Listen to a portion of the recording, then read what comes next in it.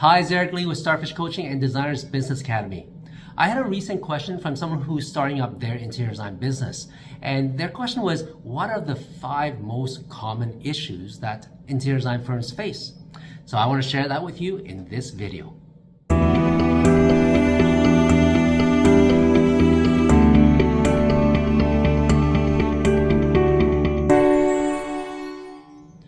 Okay, it's been a while since I started my own design firm, about 25 years ago. So this is great that I'm getting these questions because I forgot a lot of the struggles that I dealt with until someone asked me that. So I really started thinking.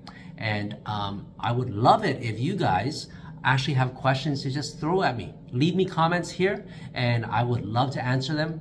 With my knowledge and my experience in the industry, I'm sure I can get you a good answer. Okay, in this video, I'm going to share with you what are the top 5 issues that interior design firms face.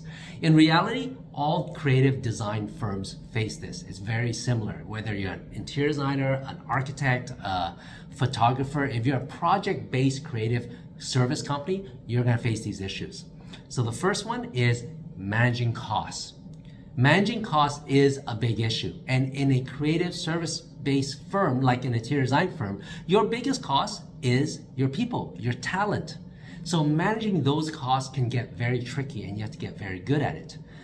An example of this is if you're a fixed fee type of company and you have staff that are unproductive, you're paying for that and there's less profit for you at the end of the day. So managing these costs, your labor costs, your overhead costs, your rent, all of those are really important, critical stuff for interior design companies to look at.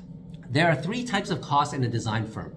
There's the project costs, or some people call it cost of goods sold. These are project related costs. So this could be your staff working on the project, the supplies and the material that you buy for that project.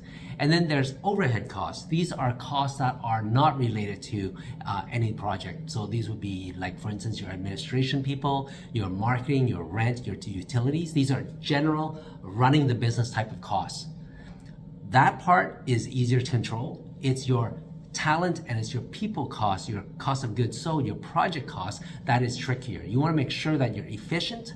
You want to make sure that you monitor their time to make sure that they're productive, because your fees have a set amount, typically speaking, unless you're billing by the hour. So you want to make sure that you're hitting the budget that you set forth when you budgeted the job and price out the job for the client.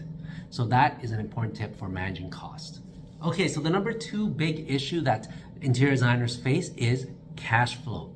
Cash flow is a huge thing, and it's especially hard for creative types to manage cash flow because they're not thinking money. Creatives are just not good at thinking money. But here's a simple explanation of cash flow. The receivables that you have coming in, which is how much you're billing and collecting from a project, needs to be more than how much you're paying out, right? That's normal. And here's the ratio. You should be making sure that your receivables is about double your payables. An example of this, if you're paying your salary to your staff, let's say $5,000 that month, and you've only billed out $5,000, that's a 1-to-1 ratio. It's going to be very risky for you to pay the bills that month. You want to be billing out at least $10,000 so that you know that you've got it covered. So that's one thing, is you've got to make sure that you have enough billings. And the speed of collecting is also important and affects cash flow. What you don't want to do is, you're paying your staff by the month, let's say. You don't want to give your clients a 60-day term, 2 months, right? Because you're not going to collect that money in time to pay your staff. You want to leave it as maybe 10, 15-day term, maximum 30 days. And if they go past that, if they're delaying your invoices and paying your bills, you want to make sure that you call them up and get that going. Otherwise, your cash flow will be an issue.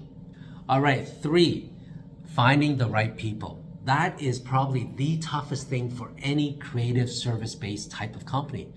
Good talent, good people are hard to find. And I'm not just talking about creative designers. I'm talking about a fit overall to your company values, the way that your company does things. Do you guys see eye to eye? There are all types of personalities out there. Which one will fit you and your culture? So that's a key thing. Plus, they gotta have the hard skill like designing and production drawings and all of that stuff. So finding the right people is key. And they are probably your biggest asset. My tip here is to build a super positive culture that everyone wants to come to work at, because retention is super critical. Attrition is very expensive. You don't want to keep on hiring people because the onboarding time, the recruiting costs, all of that is not worth it. You'd rather keep that person, train them, and nurture them to grow within. All right, number 4 is managing client expectations. This is a tough thing, and it's something that new designers just don't learn until they start to deal with a few tough client conversations.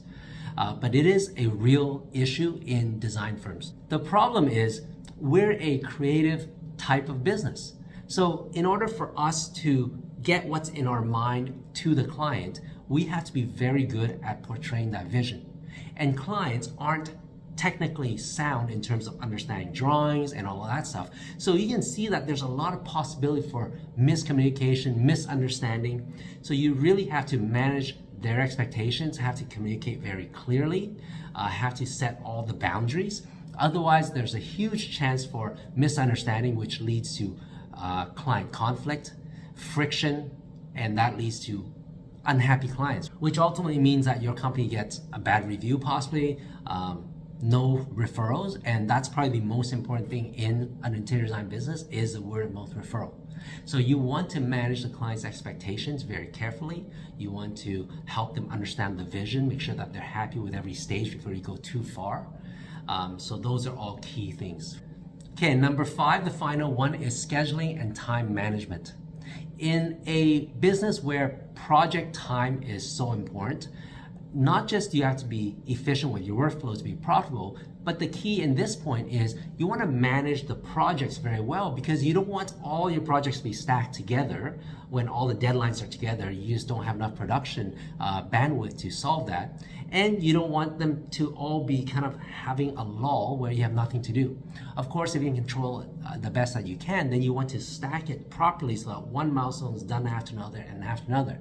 Unfortunately, clients do change their mind and they do cause delay. So this will happen. So your scheduling and your time management is very critical, as much as you can, to balance out your workload for you and your team.